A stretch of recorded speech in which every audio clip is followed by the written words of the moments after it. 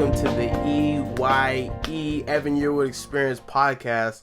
I'm super excited because today I'm going to be talking about a very interesting story about how I snuck into the Rap Genius concert, and this really interesting concept that I learned that's called frame control, and I realized that's what I did. That's what I did to get into this party basically without having to go through the line. So anyway, my friend Jonathan invited me to come to this party, Rap Genius, this event that they were holding, and they were having 21 Savage, Doja Cat, and Little TJ perform. And I was super excited about it because he snagged 2 tickets. And now if you don't know who Rap Genius is this company that they basically take the lyrics of people's songs, they put them online, and then when you click on all the lyrics, it tells you what every single lyric means, so you can like learn more about the song.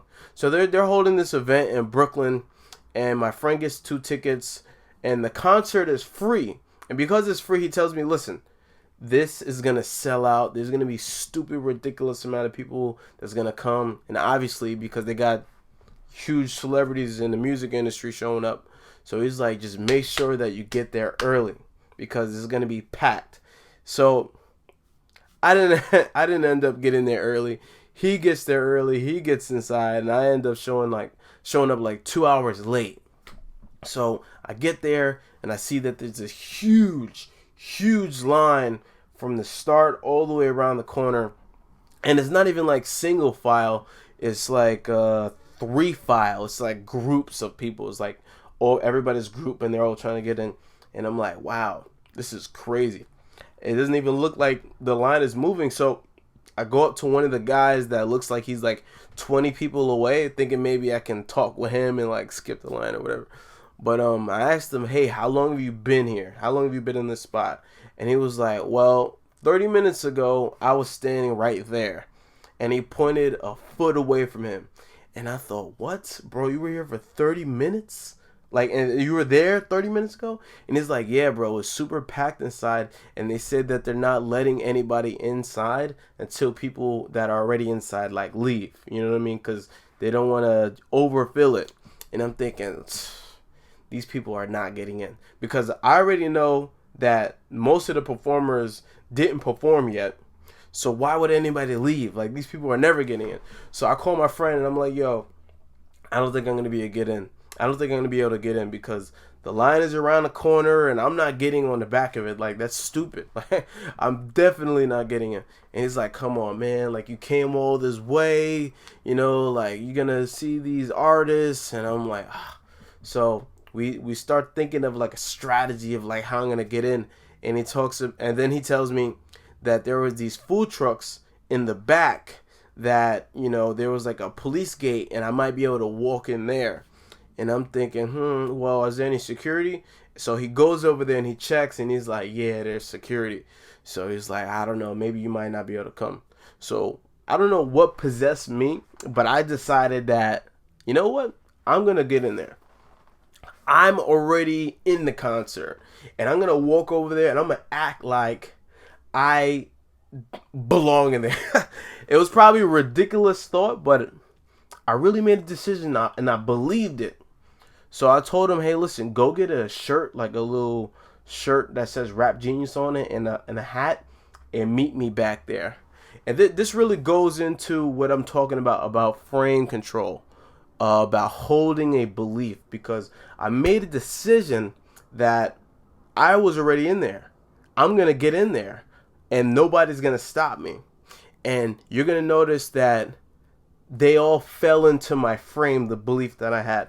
So I walk around the block. My friend's waiting at the food truck. The police gate is there. And I see the security guards. I'm thinking, okay.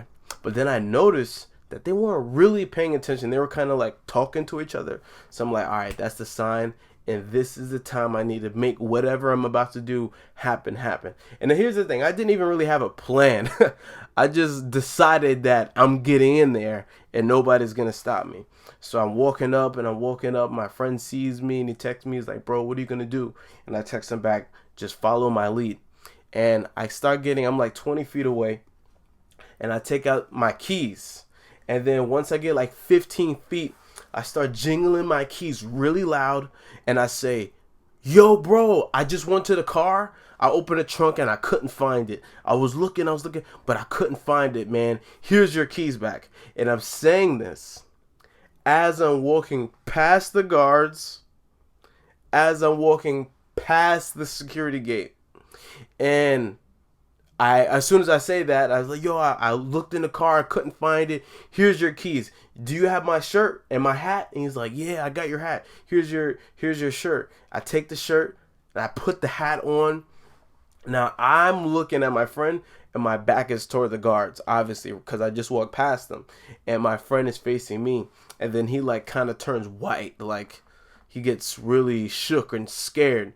And he doesn't look like he knows what to say. So he takes his phone out and he writes on the notes, bro, get the flip out of here. And like the hairs on the back of my neck stand up because I'm thinking, yo, they're about to take me and grab me. And I realized later that they didn't, or that they weren't, that they were just looking at me. And he got really scared. But anyway, I took that message and I was like, all right, took the hat, took the shirt, and I walked right in. And everybody's supposed to wear a bracelet, so I took like a scarf or something and I wrapped it around my wrist so nobody would notice that I didn't have a bracelet on. Kind of bonus information, I actually ran into one of my exes as I was like running into the party, and she was there with her boyfriend, and we're not like on bad terms or anything, so they like saw me and they were like trying to say hi to me, but like I didn't really give them any time of the day. I was like, yo, peace, and then like I like dipped. not because I didn't want to talk to them, because obviously I thought I was getting chased by the feds or something like that, right? So I'm in a party.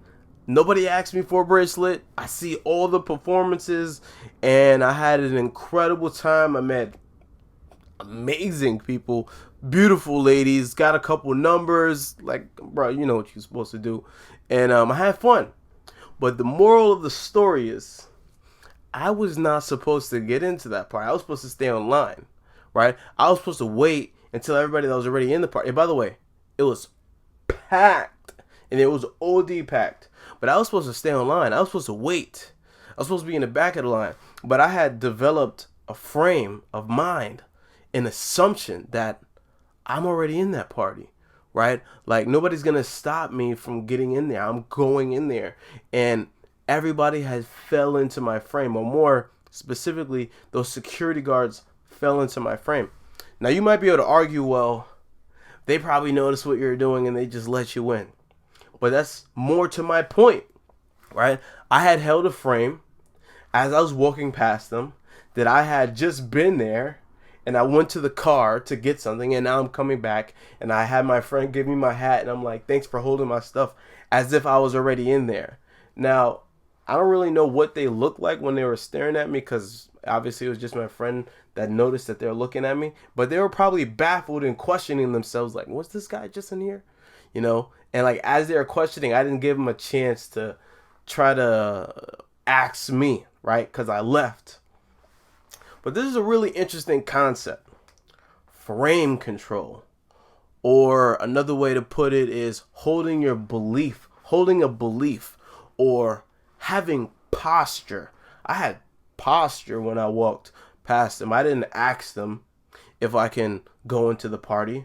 I didn't walk, like I was unsure of myself.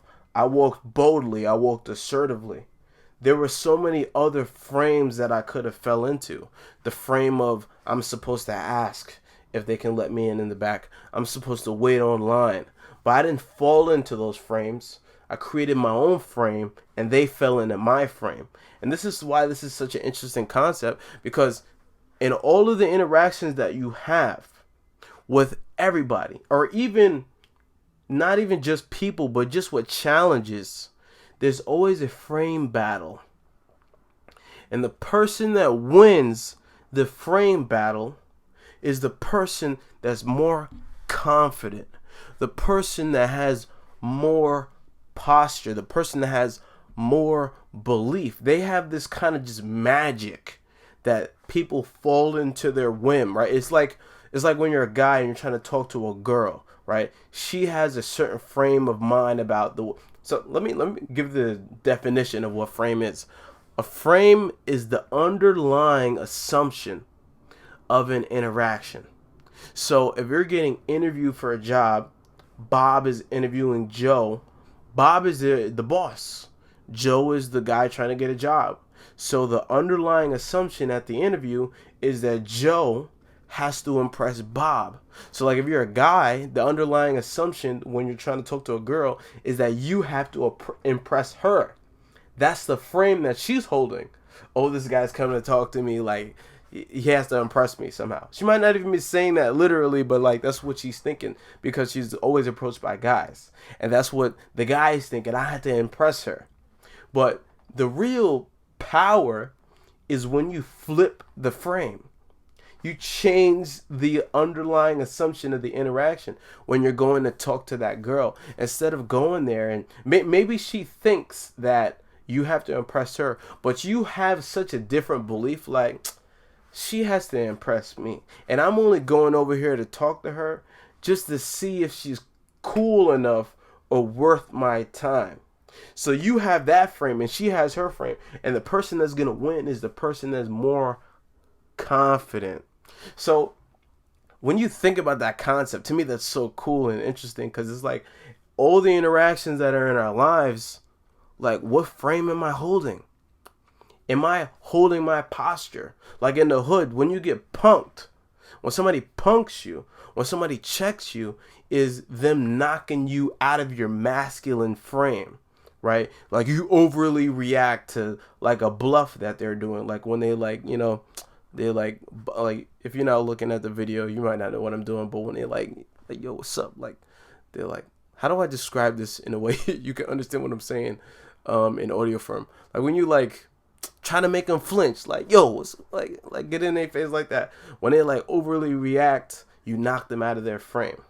You know, a great example of frame control is Kobe Bryant, and he's defending the inbounder who I think his name was Barnes or something, and this guy has to inbound the ball, and this guy, he's mad at Kobe for something Kobe did. So he takes the ball and he like checks it and like puts the ball really fast in Kobe's face to try to make him flinch. And Kobe doesn't flinch. And he does it like 3 times, like shoving it in his face. And Kobe doesn't flinch because Kobe is holding his frame. So it's such a powerful thing because if you hold your frame, people fall into your frame. People fall into your belief system. Another really powerful story is the story of Steve Jobs. Steve Jobs was a master at this. I actually listened to his entire autobiography or biography, his book, and people described it as him like warping time space because he would just hold this frame so strong and so confidently and assertively, people would just fall into it. And one of the famous stories is when Steve Jobs and his partner Steve Wozniak. Steve Jobs was like the visionary of Apple, and Steve Wozniak was like the brains and the technical skills of building the computers. Not that Steve Jobs couldn't build computers, but Steve Wozniak was amazing, right? I think he actually built like the first Macintosh. But Steve Wozniak and Steve Jobs were given this task to build this program. Now, they didn't realize this, but the program that they had to build had actually never been built ever, right? It was something that had never been invented. They didn't know that. And then number 2, Steve Wozniak was working on it. Steve Jobs was working on it. And then Steve Jobs had just decided this is going to get done in 48 hours or something like that, 24 hours, like a really short, like ridiculously unreasonable time frame. And Steve Jobs just held this massive frame, and Steve Wozniak, even though it seemed like an insurmountable problem, he fell into Steve Jobs' frame. Okay, this is gonna get done. And they ended up basically building that program within 2 days. And when they realized that this had never been done, they were blown away by what they had just done. But the real power was Steve Jobs decided to hold a frame. He held a posture. I'll even give one more story. If my memory serves correctly, it was Henry Ford, who had a very similar issue when he was trying to build the horseless carriage, the first car, and they had to build this special part for the engine, and they were trying to build this part for this is exactly how the story went.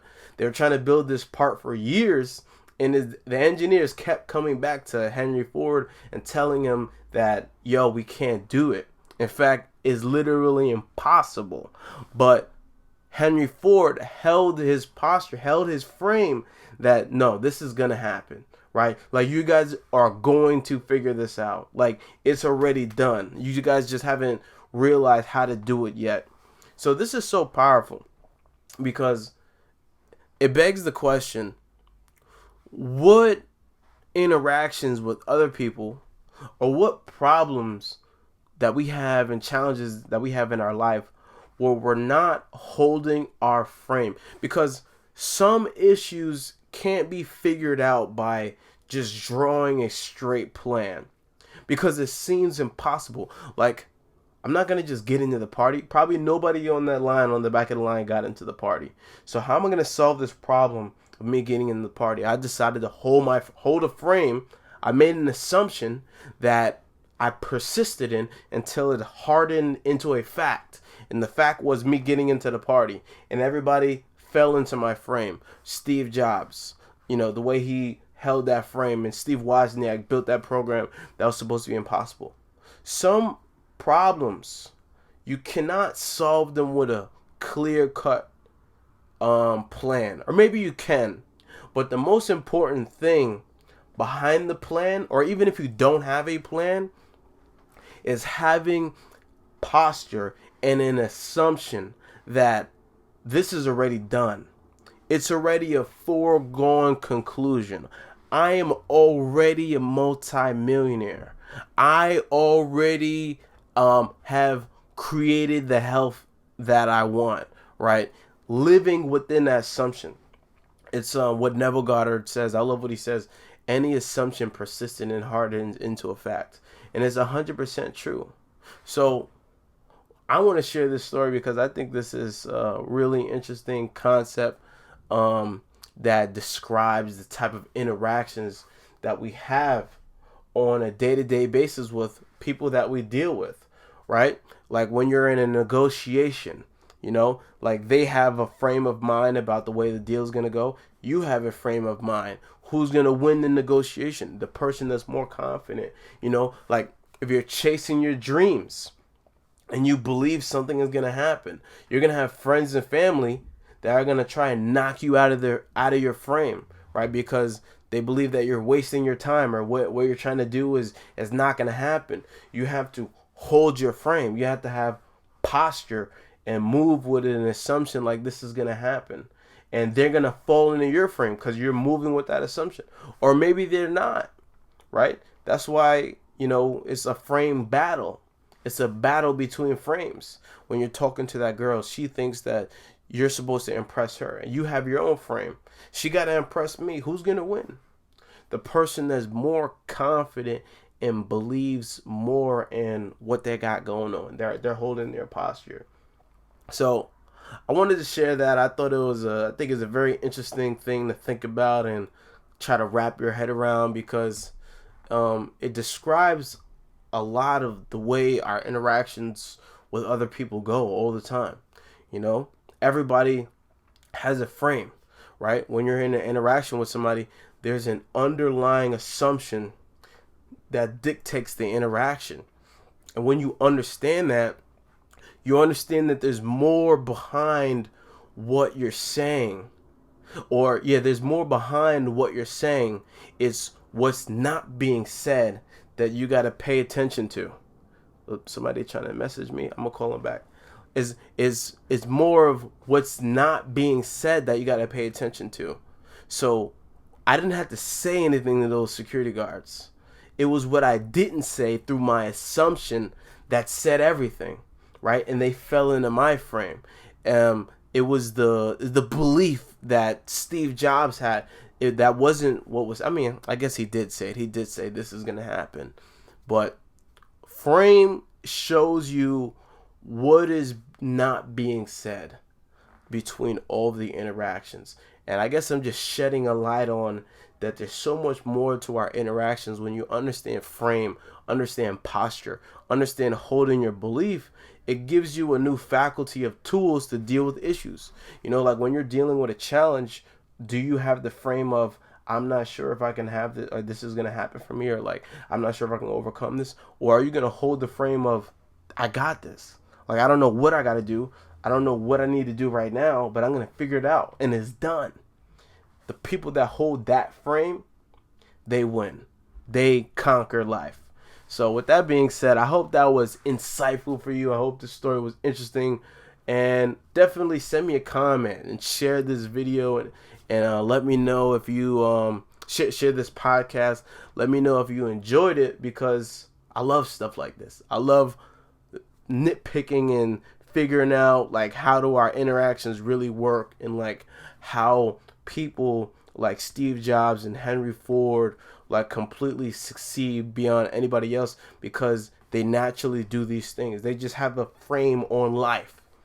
They put a frame on life that I'm gonna win. There's nobody that's gonna stop me, and they don't ever yield and stop themselves from believing that. And eventually, throughout time, people fall into your frame.